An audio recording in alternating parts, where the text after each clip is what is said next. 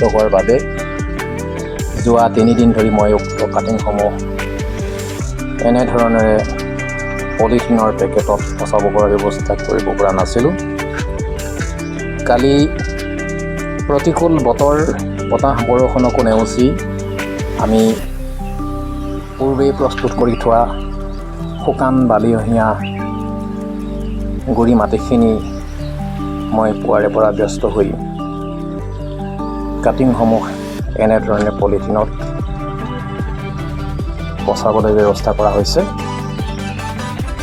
মই আশা কৰিছোঁ এই কাটিংসমূহৰ জৰিয়তে মই মোৰ ভেনিলা খেতি কৰাৰ যি আগ্ৰহ, যি হেঁপাহ, সেয়া বাস্তৱত ৰূপায়িত হ'ব।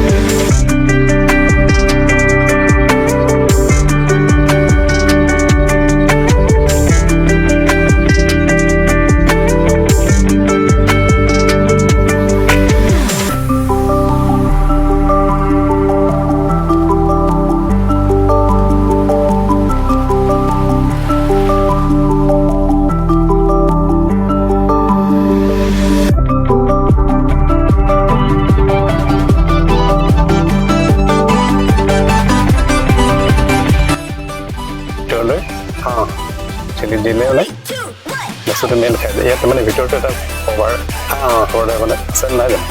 ঠেলি দিবলৈ হয়। ইয়াতে মানে ধৰক পুষ্প আৰু ষ্টিক পুষ্প দুয়োটা আছে। সেইখিনি বস্তু দি পেলাই